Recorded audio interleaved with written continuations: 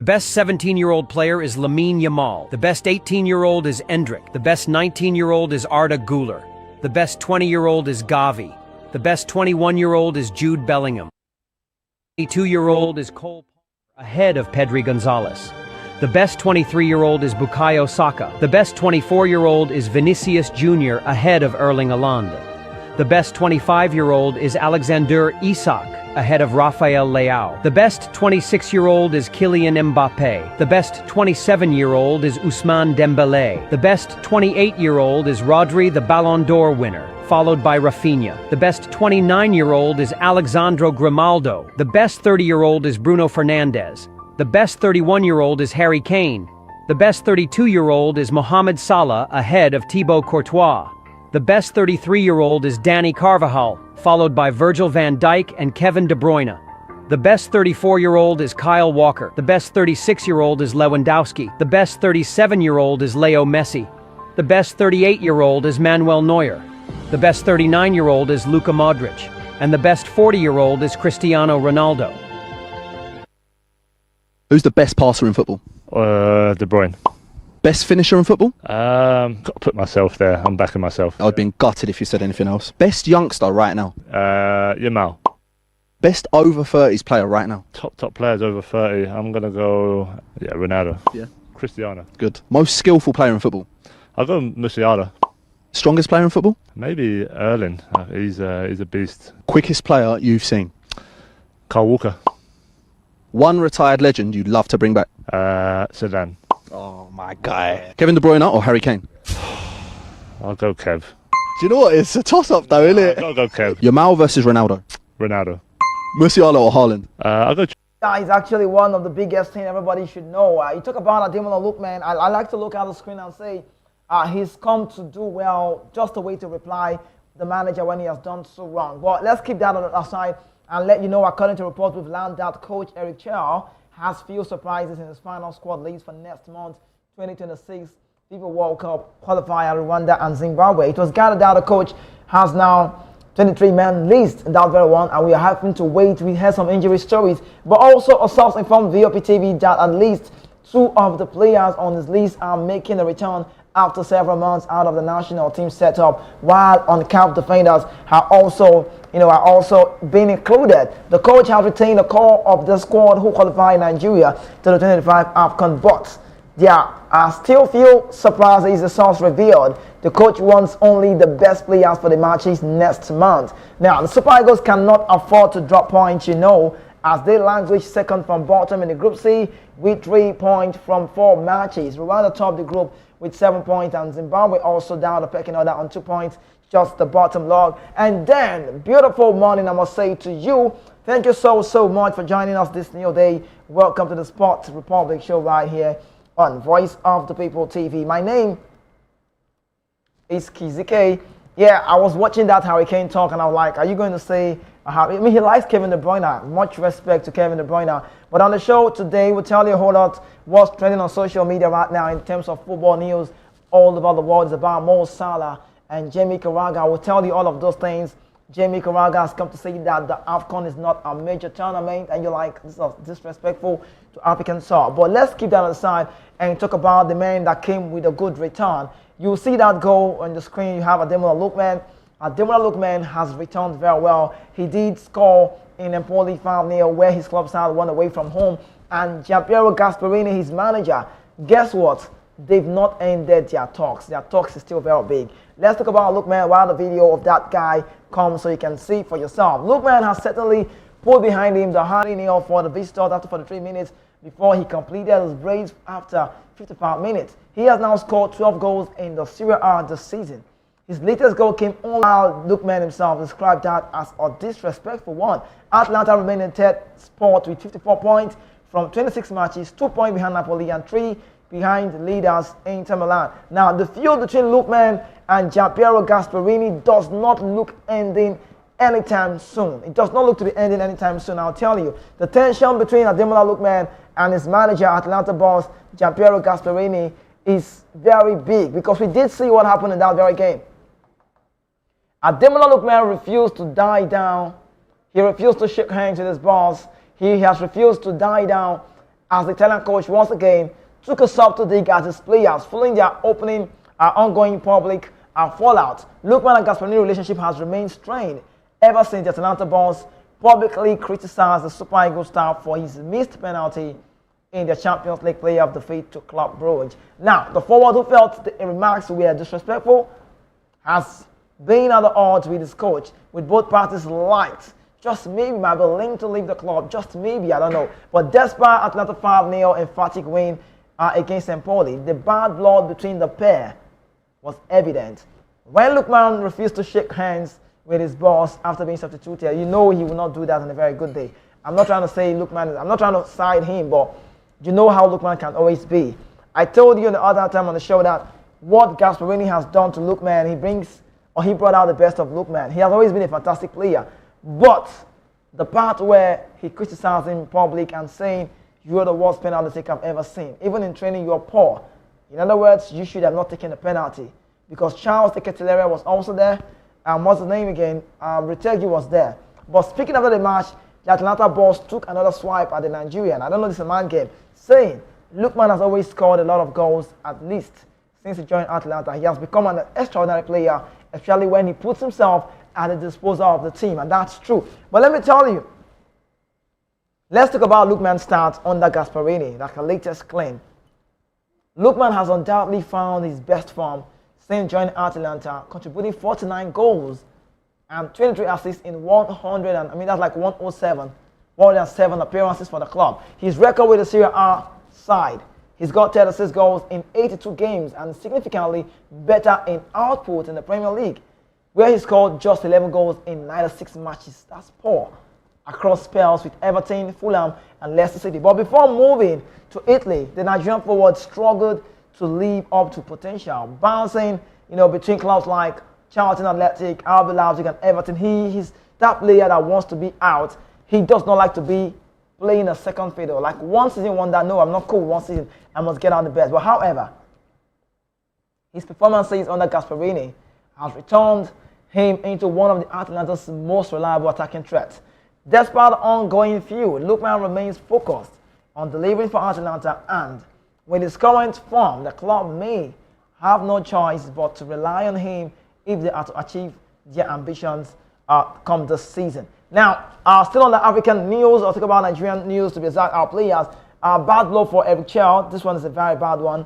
I will talk about the Salah saga. I will tell you about the latest about Ahmed Musa. Are you a fan of Musa? Are you happy with the news? We'll tell you all of these things on the show. Just stay with us. But let's talk about the bad news for Eric Chell. The Super Eagles have been dealt a huge injury blow, leading to next month must-win African, talk about World Qualifiers against Rwanda and Zimbabwe. After yesterday, I was seeing that game and I felt so bad. Our close defender, his name is Trust Ekong, got a knock on that one. He got off. You know how Ekong can be effective. You know. We saw his prowess, we saw his gameplay, we saw his match reading during the AFCON in Ivory Coast where it was so big. Now, he was Nigeria's best player. Now, looking at that man you have on your screen, he just might be out. Doubtful for that very game coming up against Rwanda and Kigali. Now, we also have another man who limped off. When I saw him limp off, I was feeling so bad. Fisayo Dele Bashiru. This you can see on your screen. He was limping up, and I felt like this one. You see, he wanted to play more, but he could not continue. He suffered an ankle injury in action for Lazio, and he was later substituted. Then, Dele Bashiru started at Venezia game, but he had to be replaced in the 41 minutes after a goalless draw in that very time. Now, Fisayo Bashiru sprained his ankle in the upcoming together with Alessio Zerbin of Venezia, trying to run it off and shoot for goal, only making it worse. So when he tried to shoot, it was so bad. But the coach now, say when you get coach, you can't talk in own now. Lazio coach now, Marco Boroni, has come to say, we have to verify his condition. He felt pain when he took that shot. Playing every 2 or 3 days, it's going to be very difficult to get him recovered for the next match. So we cannot rush him. So it means that if the list will be out. If Fisayo, the list is already out, but yet to be on the public way. If Fisayo happens to be on that list, it means the manager, Eric Chell, now would have to we start thinking of what next to do, get him off, and bringing someone else to replace him. The 24-year-old midfielder has scored 3 goals in 16 appearances for the Serie A this season. After the game, Lazio boss Marco Baroni provided an update on the player's condition. He said, "We need to assess the situation." Further, he explained that after taking that shot, he wasn't feeling so okay. So with matches coming up every 2 to 3 days, we cannot have him play. So that's the bad news for Fisayo on that part is out. Now elsewhere, who is out again? Let's talk about Onyedika. He has added to our pain in this one. Why are they all going down to the injury wire? Because he's feeling so bad that at this point in time, I don't know, this is not the time for injuries. This is the time where we want these players to be on their A game, be right on their feet to get this maximum 3 points against Rwanda. When we win against Rwanda, we'll be hoping to go match it out in Nigeria against Zimbabwe. So with a chance, the fans at home in Uyo, our best stadium, then we can get it right. But Club Brugge midfielder Rafael Onyedika has adapted also, and also an injury blow. And that was in the game where his club started playing against Standard Liège on Sunday. Onyedika was replaced by Kasper Nielsen in the 23rd minute after picking up an injury. The exact nature of the 23-year-old injury has yet to be disclosed by the Belgian Pro League champions. Simi Ajayi, another man again. See how they call it, they pay me. I told you Ekong, Fisayo Dele Bashiru, Onyedika you have on your screen. We'll bring you Simi Ajayi, is the latest. And his own is that so bad. He suffered an hamstring injury in the West Brom 2-0 win over Oxford on Saturday. But Dele Bashiru he picked up an ankle injury in Lazio's goalless draw with Venezia in that same time on Saturday. But these injuries will be a basic concern for the new boss. Eric Chell knows that he needs to win this one. So how do we go from here? Good news that we have players like Olisa Nda. Nda is in the story. Nda is in the story, yes. Nda is back, Orlando Pirate player. And then Simi Ajayi is out of that game. So Simi, Fisayo, just our skipper. So big players that we need to have as our depth, they're all out. So at this point, it's a very toxic one for Eric Chell, and I don't know how he wants to do this. This is like a big job for him. So a lot of people have said he's not the right coach. He's not a good coach. He's not supposed to be in Nigeria. He's a Frenchman. But all of these stories, time will tell. Because at this point in time, we now wait to see if this coach that a lot of people are really criticizing now can turn the table around. It will only take time. But with this blow that we have so far, it's a very, very massive blow for Nigeria Super Eagles. Not just for their club side, because one thing is imperative. You need to have these guys rested for the next game. And I want to say this. The next game we have now is not a test run. Our game against Rwanda is not a test run. It's a must-win match. We should win it. It's not a game you want to look back and say, no, they're not good. No, this one, we just have to win it. Okay, now let's talk about the very big one now. Let's talk about the NPFL, Nigerian Premier Football League, where Eric Chell has said, I've spotted Super Eagles players who have the potential to be in my team. And if there's anything anybody wants to have or wants to see, basically Nigerians, we want to see our club sides in the NPFL, our league, very, very out on domestic side. We want to see our national side, we want to see our club side, we want to see our league becomes very big. So people can actually get to involve, paying money, putting revenues, get money for yourself, and it works for you. But let me tell you now, there's a story about Ahmed Musa. We'll talk about him. But the glamour for inclusion of domestic league players into the Super Eagles squad may pay off soon, very soon, sooner than you expect, following the declaration by the national team coach, Eric Chell, declaring that he has seen some players with prospects and he thinks he'll be getting them to the national team. The coach unveiled in January as much as the Super Eagles coach. He watched the game against Ikorodu City where they won Plateau United in Lagos, as well as the Remo Stars encounter with Kwara United in Kene. He revealed to Sports Village Square that he has seen some players with prospects on getting a call-up. He said that in the Lagos national side, he saw 4 players with prospects. So he's really liking to bring in just some players. Chell would not name the players he remarked. But he also it would interest you to know that he also saw Canopy last game where Ahmed Musa is part of that very one. However, the coach revealed that the player he has spotted displayed proficiently in specific skills such as passing and shooting, and were physically fit as they played endurance on the pitch. Other qualities he noted were the mental fitness and ability to decide as well as good ball sense. He was particularly thrilled by the positional ball display by Remo Stars in their 2-0 defeat to Kwara United on the Thursday night. Now let me tell you, Ogumade, the Remo Star coach, he's part of the national team. He's part of the Chan side. So he works alongside Eric Chell. So you see, Ogumade Ijabo, they rightly call him. You see Fidelis Electrical, and these two will be working this way. Then you have Eric Chell on top. That's the main coach, like you call him the manager. Anyone would go. Now, it's a dream for any NPFL player to be part of the World Cup. It's a dream for any NPFL player to be called up to the national team. Sometimes, when they are called up and not played, they still respect it. But we want a coach that would give them chances, opportunity, and space so they can be part of the team. Now, not just being part of the team, not just being integral part of the team, get starts. We don't want to see like the last AFCON we had with Joe Olorunleke, that's the goalkeeper, who had his contract at the Sudanese Al-Merrek some months back, broken off.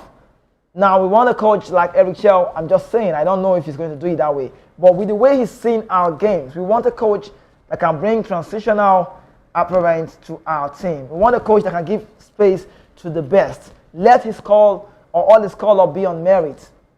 Now, there's a news emanating out there about Ahmed Musa, which many might not like. I keep saying it and I'll say it again. He's the Nigerian captain. He still remains the skipper of the side. He plans to train in the NPFL. There's a news about him just some days back, yesterday or thereabout, about him having gifting his jersey to Saudi Arabia consul in Kano. So he's got international, what's the word? He's got international affiliation. That's what it is. Now he has what it takes to actually bring in countries together. Yes, he's big. He's Nigerian most capped. He's goal of the World Cup in 2 matches, scoring goals. I mean, what more can I say about Musa? He's got a legacy in Nigeria, but I don't know if this is the right time to bring in Ahmed Musa to the team. If you ask me, I'll tell you my opinion is we need Musa in our team, but maybe if we make it to the World Cup. At this point in time, I don't think that thing they call leadership quality matters for me.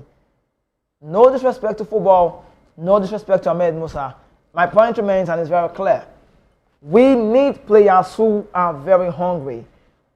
See, I like the part where Chell is trying to give some stats to players who are in the team, because it would be so wrong for him to start getting new players who are yet to blend together as one in this setup. But the truth of the matter remains that they need to be out there. Now, let me tell you one thing about Musa. Musa is a good player. He's got pace, he's got energy. For the fact that Musa is playing currently at the, at the NPFL does not mean he can't be part of the team. Neymar is currently playing for Santos. We saw him score in the Olympico. That's a corner. It's called Olympico. You know that corner kick. He crossed it and he got into the goalpost and they celebrated him. You could see the turn up. You could see the masses. Like it was a big atmosphere in Brazil. Currently back at Santos. Now, what Musa has done is not wrong. Coming back to play in Nigeria, that's amazing. I can clap for him all the time. But should he be in the national team at this point? No. You know, we keep saying we don't want interference by the NFF. We just learned, according to reports, that he's having that backup. He might be part of the team. And we don't want to see where it will be imposed on the coach. Exactly, talk about Chell, the man who's on the job, to say, put in this player, man. No. See, you know, it does not sound like we're talking about it. The other time, what's his name? His Excellency Amaju Pinnick, former NFF president, came out and said, he's the reason why, I can't recall the player at this point, but he said, I told them, take this player to this tournament. And he said, this lot, give him this opportunity, let him be part of the team. And he worked. I'm trying to figure out the player's name, but that's not how we want it to be. We want transparency in our team. Let the best be called up. Let the best play. Let the best be available for call-up. So that when they come, they would understand that this one is about the nation. I'm not saying Ahmed Musa is not a good player. Don't get me wrong. My point is that at this point in time, I doubt we need him in our team. Okay, even if you bring in Musa, where do you want to play him? We're not lacking wingers, right? From the right side, I mean, the Chukwueze is also there who can actually, Moses Simon can play from the right, he can play from the left. Now, if you want to say you want to pair like both from the right, left, from that right side, there's a Chukwueze, there's a Moses Simon. Just maybe, I know Simon feels comfortable to play from the left, but let's keep the space for Lookman, Africa best. Possibly a Chidera, a Juke as well. So you can see on every pair, they are complete. But at the World Cup, I don't care who is who. He should be part of the World Cup, but that is if Nigeria can make it to the World Cup. Are we going to make it to the World Cup? Time will tell. The way we are going now, and all of these stories and all of these injuries, time will tell. If we win the Rwanda game, and Nigeria happens to win Zimbabwe, then maybe a credit to start coming to Nigeria more. But at this point in time, it's not me, because most of the players who we have, ex-internationals, Nigerian players to be exact, have come out to say to the media that it's a 50-50, we might not make it to the World Cup. And it will be that so shameful, because it will be like second time consecutively we miss out in Qatar, and now also we'll miss out on this one. So I don't want to say God forbid, because it does not work for me. People like to say God forbid, God forbid. I don't know, I mean, it's about the grace, right? But you want grace, you need to put in the right work and win all of your games. So we want hungry players that can make their mark when the time is right. Now let's quickly shift attention and talk about something else. I'll come back to that one. Now, quickly, before I talk about A-Team Mason, let's bring you a story that's trending on social media. Jamie Carragher is in the news. He has said a lot. If you know the British man, Jamie Carragher, you know the Liverpool player that never won the Premier League but won the Champions League in 2005. We know the story. Steven Gerrard literally carried that team. The Garcia, the Finan, the Hipia, they got squad that time. Big Liverpool side, you know how they can be. And the manager was Rafael Benitez against AC Milan. We saw that game. But let me bring you this one to your notice what's going out there. I said it on the show on radio yesterday. I said, if Mo Salah wins the Ballon d'Or, if Mo Salah wins the Champions League and he wins the Premier League, I don't see any competition why he shouldn't win the Ballon d'Or. And I recall someone calling on the show and told me that he said, if it's a Vinicius Junior winning the La Liga, I talked about presence, and I was asking questions between Vinicius Junior and Kylian Mbappe, who do you see winning the Ballon d'Or for? So people said it's an Mbappe. Reasons are not far because he's got presence, you know. But I don't care who Mbappe would be. If a Salah wins the Premier League, wins the, what's it called? Not even the FA Cup now, wins the Premier League and wins the Champions League. And Real Madrid happens to win the La Liga. I don't see any competition. I think it will be a Mo Salah getting on that one. But one man has come out to say that Salah, even though he wins it, because of where he's coming from, that's the post, you can see that. I'll read for you so you see. From Egypt, therefore not able to win a major competition may stop him from winning the Ballon d'Or. Then when this came out, Mika Richards, you know him, right? The former Leicester guy came out correctly, pointed out that AFCON is a major competition. And then Carragher scoffs and said, seriously? So this is incredibly disappointing. No regards for African football. So let's start bringing you some of those comments, some of those posts that you can see before I talk about Jamie Carragher and how far. Now, this is Ferdinand post out. He said, AFCON needs more respect. It matters, and Federation needs to do more to highlight this. I don't know what he means by this, but I'll tell you. Now, he said, ask the likes of Mo Salah, Didi Drogba, Yaya Toure, Alberto Pele, Samuel Eto'o feels what it means. Now, we'll bring more to you, but let me say this. One of the reasons why this is actually a problem is that we don't know what we have. Do you know the revenue that was made in the last AFCON in Ivory Coast? Do you know? UEFA president like the Suffering Gianni Infantino, the Swiss Italian, the FIFA president came out and was amazed, was amused, like, is this really happening in Africa? The streaming revenue was massive, it was crazy. The money that was made in African shores was big. So nobody knew that Africa can be that big. Now let's give you some of the comments, because we truly respect European tournaments. We truly, see, for the fact that these things are not done, for the fact that our tournament is being played when European tournaments are ongoing, that's the height of disrespect. But Mourinho is not sleeping either on this. There's a Mourinho talk with Osimhen about the game played yesterday, but we'll talk about that later on, the racism, whatever. But Mourinho has said this to Carragher. He said, how can someone who never won the Premier League talk about what it takes to win the Premier League? And also, he went as far as saying, Jamie Carragher talks too much for someone who isn't even among the top 1,000 defenders in football history. Mourinho, I don't say Mourinho man not good, but see, let's be factual. This man you have on your screen, this Jamie Carragher, is a bit talk. Should I check out this record? I don't want to diss him on the show because if I run enter and I'll not come out. If I say that Carragher and I get this show now, if I enter and not come out, I'll just finish him because normally I get like 151 reasons to talk about Carragher. Like, who is he? Sorry to say. He won a Champions League. Kudos. I know the story. He was a pairing guy with Hipia. We know Finan and then the Malian Sissoko. We know that squad. We know how good they were. But this kind of person, they do own goal well. If you see own goal when they do, in own goal, the players say they plan them. I don't want to play clip when they say, no, more than leave on one side. Own goal master, he talks a lot, like no doubt. I know when you're done playing the game, but Mourinho made a point. He said, how can someone who never won a Premier League can be talking about Premier League? Now, I always like to say it on the show, like, it's a very different ball game when you play the game and you talk about the game. Than when you just come in the studio and you know about the game but you never played it. So when both personalities talk, you can actually differentiate. But for Carragher, Jamie, Mika Richard called the teller and say, AFCON tournament. So why would you think Salah cannot win the Ballon d'Or because he's an Egyptian? Why?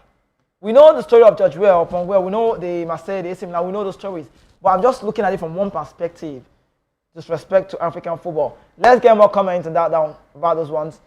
We like to see some posts about that very one. Have it full. Yes, this one is funny.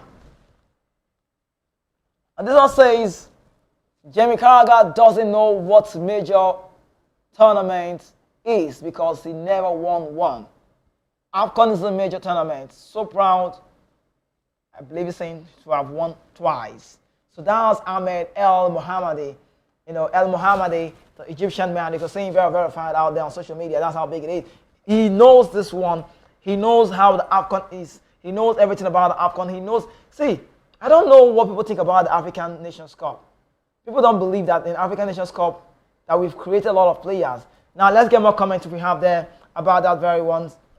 It's really trending on social media. Now, this is the biggest. No, let's go back to the other one. This is the biggest of them. Where Calf tweeted, I like the Calf tweet. This is the biggest of them all. When I saw this morning, I was so happy. Calf came out to defend himself, and Calf said, that's the tweet. Calf _online, verified, you can say, major tournament. But what do you call the best for inside at the last post, one carry come? I can't see this one. Did they try to defend and so he can't talk? I don't know. Did they try to tell and say, bros, don't be like this? You see, they argue now. Look at this. He said, the point I was trying to make yesterday was that Mo Salah is at a disadvantage playing for Egypt in terms of winning the Ballon d'Or. Who told you? He said if Salah had an average season at Liverpool but won the AFCON and was the MVP, that's the most valuable player, I don't think he would win the Ballon d'Or. So the more he's trying to correct himself, the more they talk bad things. Well, let's keep that on one side and let's keep it away. But then it's about how far it is and how far it can go. I wish Mo Salah all of the best. He's really fine on all cylinders. He's breaking records. He's just like the next big. It's like, see, he's 32. He's in his early 30s and look how far he has come. Look at the records about Salah. You can see on your screen, see for yourself. Against Arsenal, a goal. City, 2 goals and assists. Just see for yourself. Against Newcastle, 2 goals and 2 assists. He's just literally involved in everything Liverpool is doing.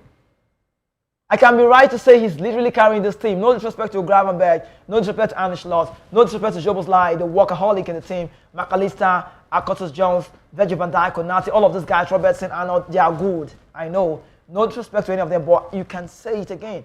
That Mo Salah is literally carrying this team. You can imagine a player, no player has done it. Go and check your fact well. 13 goals against City, no player or club has done that. Personally, like a personal record against the Pep Guardiola side. Now, this is still February. What's the date? You can see for yourself. And we are yet to get to March. As at last season, he got 32 goals in the Premier League. 32 goals, 2017-2018. He got 32 goals. And we might see a Salah break his own record. He's 25 goals now. 6 goals away from Erling Haaland. And you tell me this guy is not, world-class player. He can win the Ballon d'Or. All he needs to do is just keep his head high, get focused. Against Man City saved the year now. For December, he scored. This one he played on Sunday, 6 score. And he assisted on both games. But for Anish, a lot of credit to that man because he's done well. Home and away beating against Pep Guardiola, and then he said, I've done so well. But we go on a quick break. When we return, we'll tell you more about the Super Eagles news. And also, one man is really criticizing our own very coach. And I'm talking about who? Eric Chell. But let's leave it with that talk about Harry Kane saying who is your best, who is your best, who is your best. Big respect to KDB from Harry Kane, I noticed. But then Zidane also took on that very well. We'll be back shortly. Stay with us, please.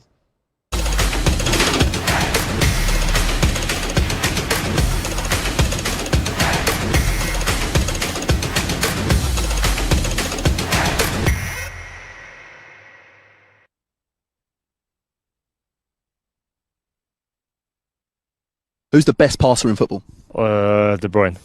Best finisher in football? Got to put myself there. I'm backing myself. I'd been gutted if you said anything else. Best youngster right now? Yamal. Best over 30s player right now? Top players over 30. I'm going to go, Ronaldo. Yeah. Cristiano. Good. Most skillful player in football?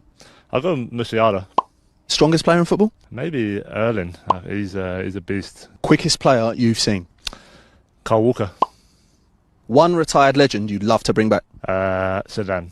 Oh, my guy. Kevin De Bruyne or Harry Kane? I'll go Kev. Do you know what? It's a toss-up though, isn't it? I'll go Kev. Yamal versus Ronaldo? Ronaldo. Musiala or Haaland? I'll go Jamal.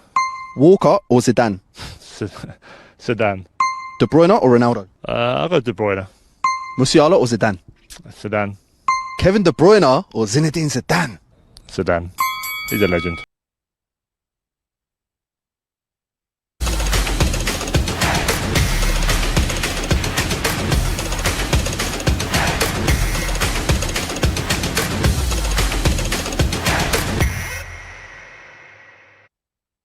Of course, you need to respect what you have. Shout out to African football. I will say this again. Michael Jackson rather said it doesn't matter if you're black or white. Don't mind when I sound that way. I'm not saying I'm a racist. I'll never be a racist. But how does what you do? I mean, it's not even about racism now. It's about the way people see African football. Let's respect what we have. What we say, man, we even talk ourselves. May we say they give ourselves respect. I know the tournament in Europe is okay, but we need to know that our own is our own. When we hold the one we get, more hold our time, more respect our African football. More not say yes, African football now the best thing. I don't see many players that don't come from African football. You know that's how they hype on. But let's talk about this one now. Former Super Eagles star, 80 Mason. I never watched him play. When he was playing, I was not even born. Now YouTube do justice for me. I can't know this man.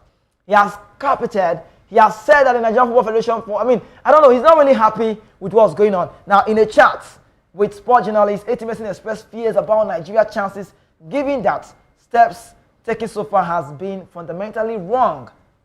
Now, he said, as far as I'm concerned, and this one I know the fear, as far as I'm concerned, the World Cup is a forgotten. He said the World Cup is a forgotten story.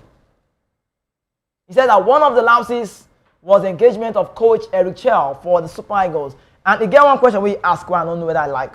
Because this is not the right time to be saying this. We don't want distraction. Now, for this Nigeria, they see this kind of thing. Whenever there's something good will happen, one distraction just come from nowhere. Are we still talking about who is Eric Chell or why they brought him? No. He said, who is he? What is his CV? Are we talking about that? 80 Mason doubted the capacity, the technical capacity, the technical know-how of Coach Chell, insisting that only those who recruited him saw what he has to do. He said, how do you give a job to a Frenchman when we are not French speaking? Waiting be that one. This, see, you know, say if I talk, that's with the talk. 80 Mason, now legend, now big name, I respect him, you know, but this is not the time. He said, what about what's English and French? You know, if not a good coach, give him the job, let him do it. Now, I'm not saying Eric Chell is a world-class coach, but I'm saying it's not the time. 80 Mason question and like, what is his CV? What does he want? Or does he want to use Nigeria to boost his profile? They are just using us. How many of the players know him? He said the administrators do not have much to offer. All they are concerned about is money and money and money to the detriment of the Nigerian football. We didn't qualify for the last World Cup. Nobody lost his job. But this one are true. Nothing happened, so they don't care. But you see, I don't want to delve into this. I know when I go into this, maybe I'll bring this tomorrow so we can talk about this. I like this part. The administrators, he said, do not have much to offer. All they are concerned about is money, money, money, money to the detriment of the Nigerian side. You know, so this one is just what it means saying. But can we make it to the World Cup? Time will tell. But let me keep that aside. Now, I'll bring that story. Now, let me tell you quickly about one man, Belgium-based striker. His name is Promise. He has dumped Nigeria for Canada. He was born in Canada, played for Nigeria under 23, and his name is Promise David. He's saying, I will not play for Nigeria because Canada made me who I am in football. But look, we talk true. If to say we did do some things right, if that we are doing some things right, people will be hungry to play for Nigeria. See, do you understand? That's the guy on the screen. That's the guy I'm talking about. This Promise. He's saying, I would not play for Nigeria. Not be saying Nigeria do have anything, no. But he's eligible to play for Canada and Nigeria. So it's an legend switch. He's based in the Belgium South, plays for Union St. Galles. He's a good player. He's scoring goals. We need people like this in our team. But this boy don't come out and don't go bust everywhere. Say, I cannot play for Nigeria because Canada is the best place for me. Well, that's his opinion. And also, there's another one again. Brazilian striker told to switch nationality to South Africa. So one Brazil player will be saying a big name for South Africa. They won't go switch and now make on the play for South Africa. No space for Brazil. They don't team too much. So we are likely going to see that guy Ribeiro playing for the South African side. So don't be surprised when we go meet them for September, October. So and the boy be that when we go meet them, when I change the ball like that, and when we go meet this, if I see this boy, I not fear because this boy feel scatter Nigeria for that match. But I wish the Super Eagles all of the best. Good news, there's a massive boost that is available for Super Eagles call up. Eric Chell has got extra options. And also, lastly, NFF news about Ahmed Musa. I don't want to believe that this one is true, but we believe. Let's hope that the best will be called up. And at the end of the day, we see what Eric Chell has in stock for us. But like I already said, please don't criticize this man. Give him all of the love, support, and everything you need to give to him so that Nigeria would make it to the World Cup. Nigeria will be a good place. Nigeria is a good place. It starts from you. But up until then, I'll see you tomorrow again. Tomorrow will be a very different day on the show. 11 a.m. Nigerian time. We'll be here to tell you more about everything sports on the show. I remain your host. My name is Kizike. Standing out on the Sports Republic show. We are Voice of the People TV. Don't forget, I am the only football player without a jersey. Tomorrow, I'll see you.